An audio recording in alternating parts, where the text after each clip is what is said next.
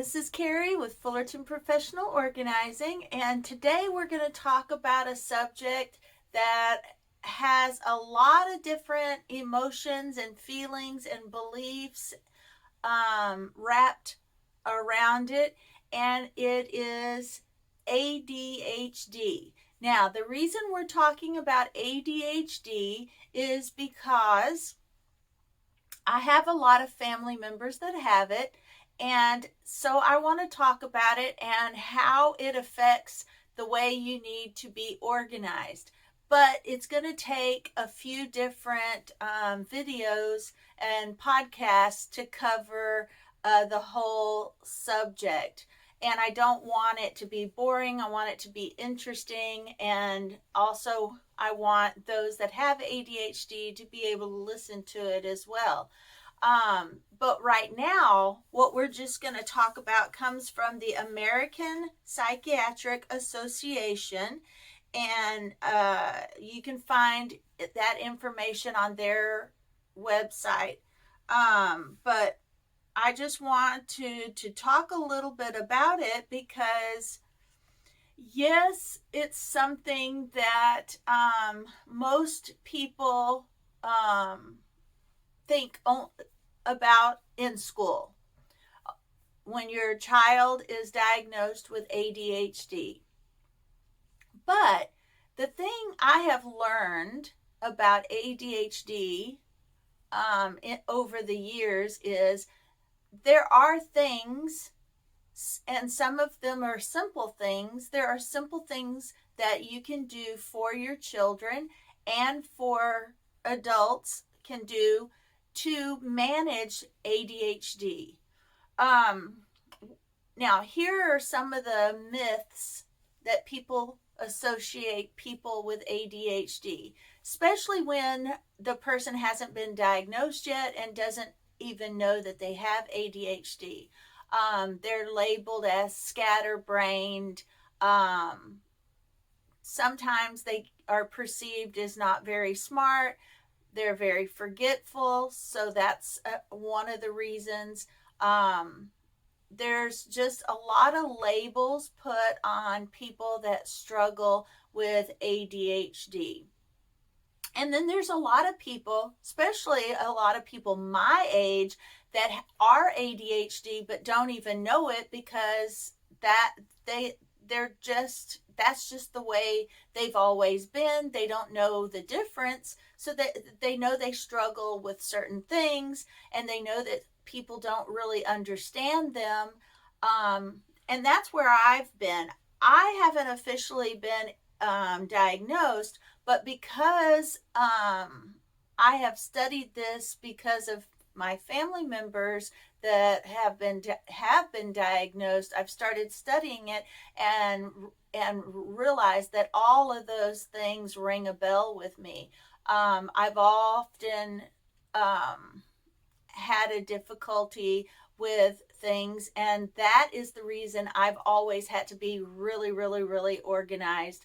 And I might have mentioned some of this in another video, but because I'm very forgetful, I have to write everything down. And I don't procrastinate. I have to get it done. If I have a large project or task that I have to do, I will break it up into a whole week project. Now I work for myself, so I can do that. I know that if I know that I need to have something done by a certain weekend, I may start on it 2 weeks ahead and just do a little bit at a time and get things in order. That way I get it done early, and then if something happens, if I forget something or I have time to concentrate on just what I have forgotten or just fixing something that I, didn't foresee happening. And that puts out a lot of, it just keeps you relaxed. It's really hard to explain because it's something that goes on in our brains. So it's really hard to, but if you write everything down. But here is what I want you to know about what, just to start out knowing what this is. Attention and deficit hyper disorder is one of the most common mental disorders affecting children. ADHD also affects many adults. It's just that back in the day, no one knew what it was, and adults didn't go to the doctor for those type things. So they just really didn't know that they had ADHD. And I know a lot of times you tell people, "Oh, well, I'm very forgetful," or I can I can forget what I'm saying in the middle of a sentence, and someone will say, "Oh yeah, I've done that. That's no big deal." No, the difference is you do it every once in a while. It's an all day, every day for someone with ADHD. So there's the difference. There's a lot of things that everyone does every once in a while, but with ADHD, it's almost every day, all day uh, thing that they have to overcome. So it's symptoms of ADHD include inattention, not being able to keep focused. It's not that they are goofing off necessarily. Now, in children, they're children, so they may start goofing off when haven't been, they can't get focused. But in adults, it's not a lack of trying, because adults are trying to adult. Uh, but the symptoms of ADHD include inattentiveness, not being able to keep focused, uh, hyperactivity, always having enough energy to just keep going, the Energizer Bunny, excess movement that is not fitting to the setting, and impulsivity, hasty acts that occur in the moment without thought.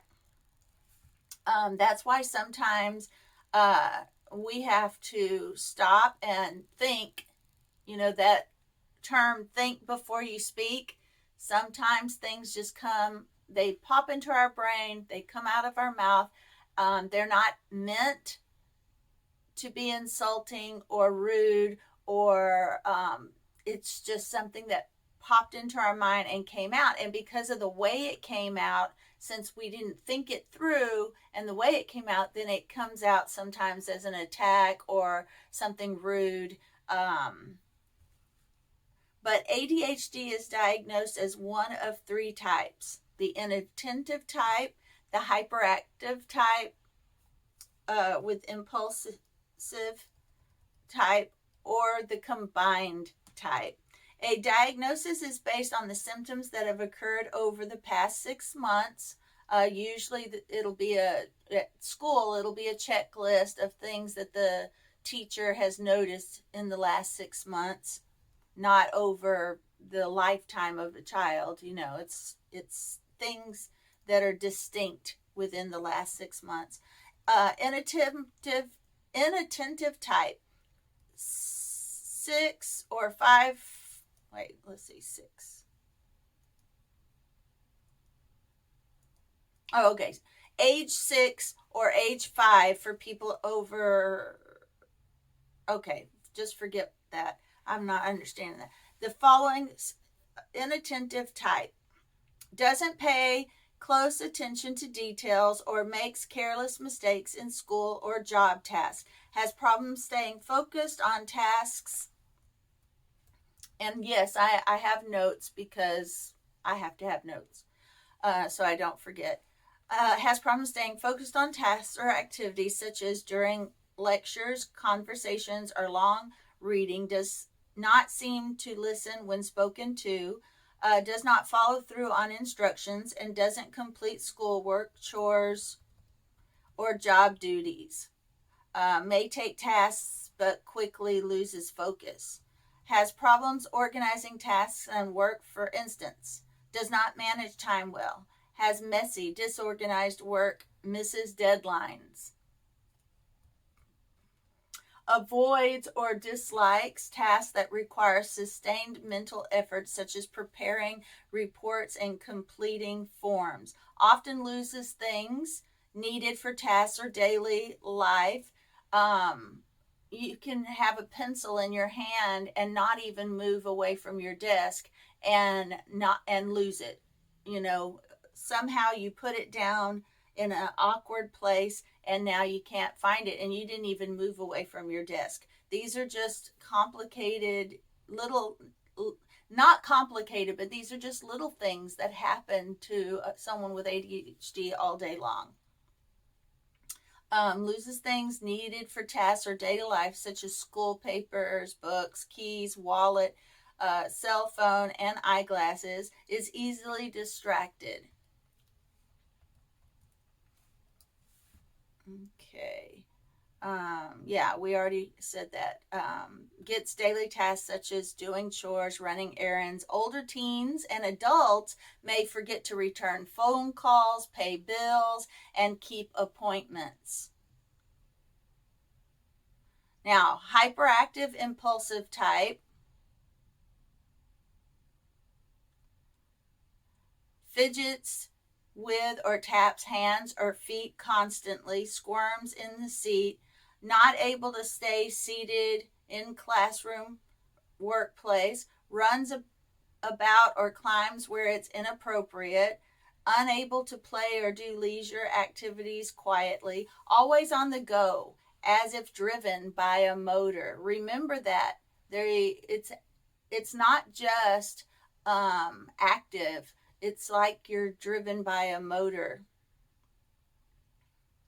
Now, of course, this is going to be different depending on whether you're a child or a grown up, because grown ups tend to overcompensate or compensate for some of those things, where kids, they don't know. They just do whatever their body wants them to do. Talks too much, blurts out an answer before a question has been finished. For instance, uh, they might interrupt. For instance, may finish people's sentences. Can't wait to speak in a conversation. They're not listening. They're just waiting for their turn to speak. Has difficulty waiting his or her turn, such as while waiting in line. Interrupts or intrudes on others. For instance, cuts into conversations, games, or activities, or starts using other people's things without permission. Older teens and adults may take over what others are doing. There is no lab test to diagnose ADHD, it's just a little questionnaire.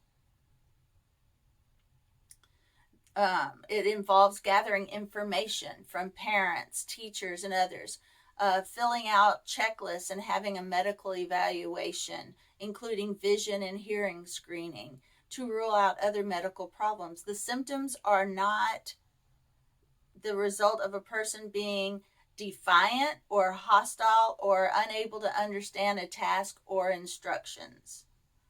Um, Now, let me focus a little more on ADHD in adults. Many adults with ADHD do not realize they have it. We already talked about that. A comprehensive evaluation typically includes a review of past and current symptoms, a medical exam and history, use of adult rating scales for checklists. Adults with ADHD are treated with medication, psychotherapy, or a combination. Now that sounds scary, but really isn't. It's just coping mechanisms that they teach, and workarounds, or now that they call them hacks, ADHD hacks. Um, Behavior management strategies, such as ways to minimize distractions and increase structure and organization, and involving immediate family members, can also be helpful. So that's basically what happens when you go and get diagnosed, and they help you manage the symptoms. It's really not a scary thing. Now, another thing that can help those with ADHD manage their symptoms, it's kind of like when you had a child that was hyper, you gave them lots of activities to do to keep them busy.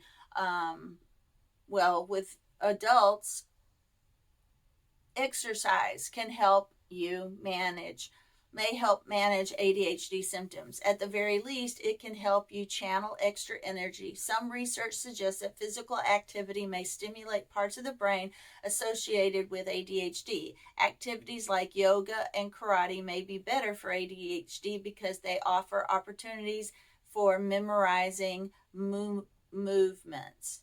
So these are the things.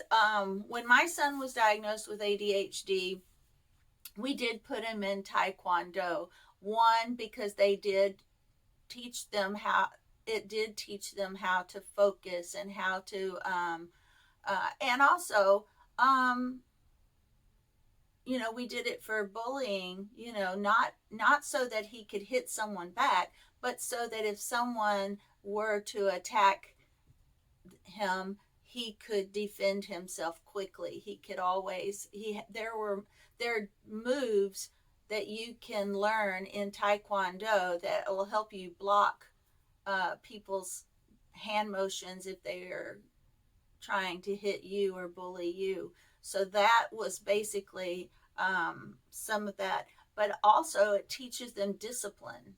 And that is what someone with ADHD sometimes needs, is discipline. So you keep finding activities that they love and enjoy, that they can focus on and stay busy. Now, that's for children. Now, with adults, that's also part of the reason I love organization, is because there are several different types of people, and ADHD is also in that.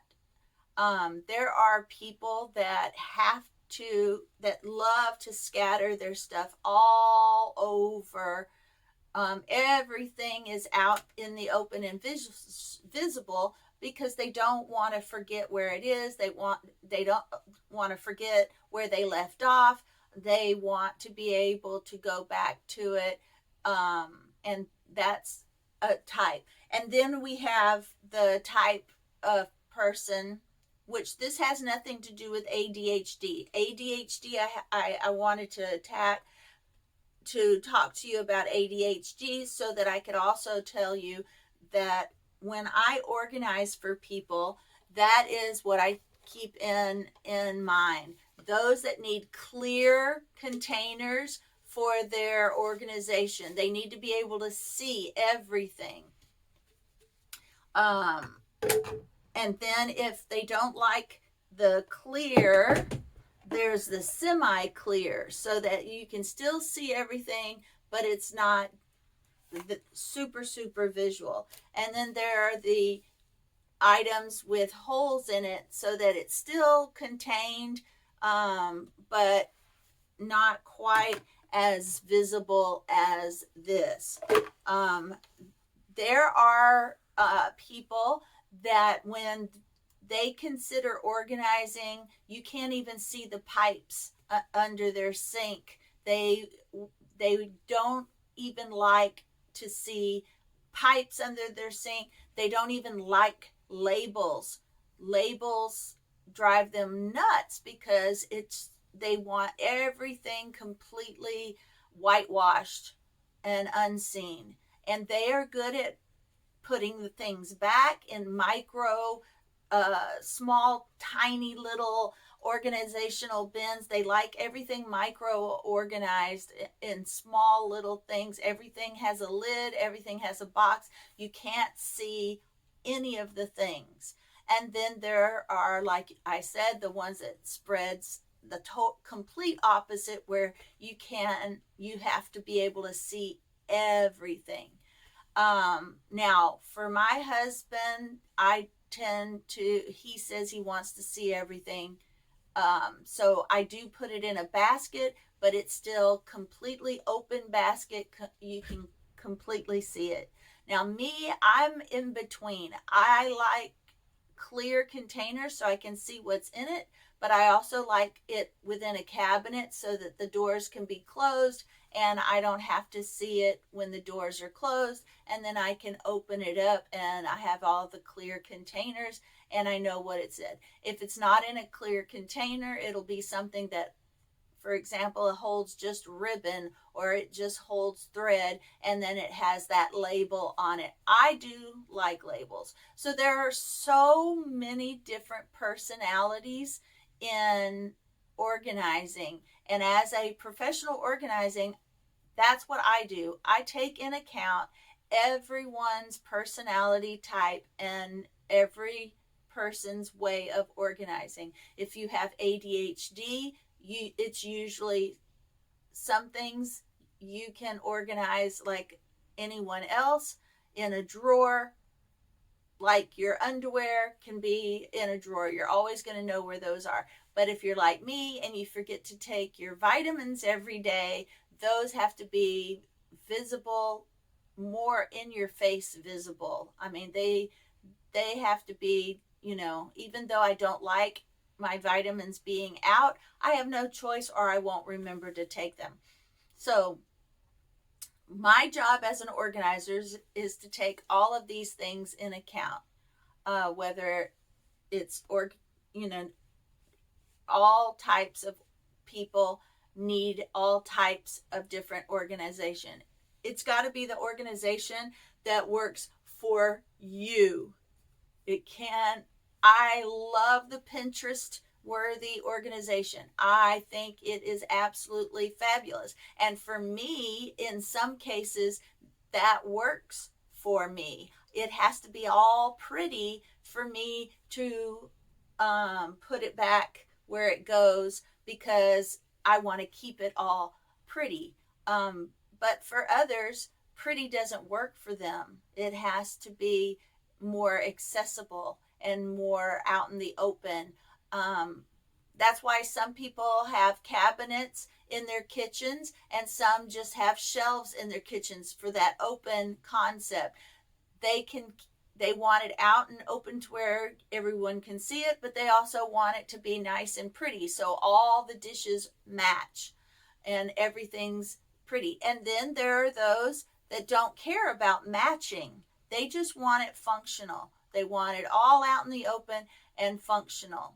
So these are all things that I keep in consideration. And I hope today that you learned a little bit about how to organize for your personality, and that you can have ADHD and still be organized because we gonna work around your personality. All right. Well, hopefully I didn't ramble around too much, and hopefully you learned a little bit about different types of organization for different types of people. And I will continue to talk about ADHD and some of the things that will help you if you have ADHD in the next two videos. I do have some interviews that I may be interjecting from business people in business that I'm interviewing, maybe in between, but we're going to tackle some things because I think if even if you do not have ADHD, these organizational systems will help everybody. I figure if they're little hacks to work around ADHD, and you are not ADHD but you tend to have these tendencies, they'll work for you as well. And so we are going to cover a lot of different things in the next few podcasts. So stay tuned if you want to learn more. All right, guys, thank you for listening to all my ramblings, but I do hope that you will go to the Association of, let me read this again so that if you want more information on ADHD, go to the American Psychiatric Association under What is ADHD, and learn a little bit more about that because it can help you even if you're not ADHD, or it will help family members that you know that do have ADHD, because we're all in it together, guys. So we all have to tolerate each other's personalities and help each other out. All right, guys, I will talk to you in the next one. See you later.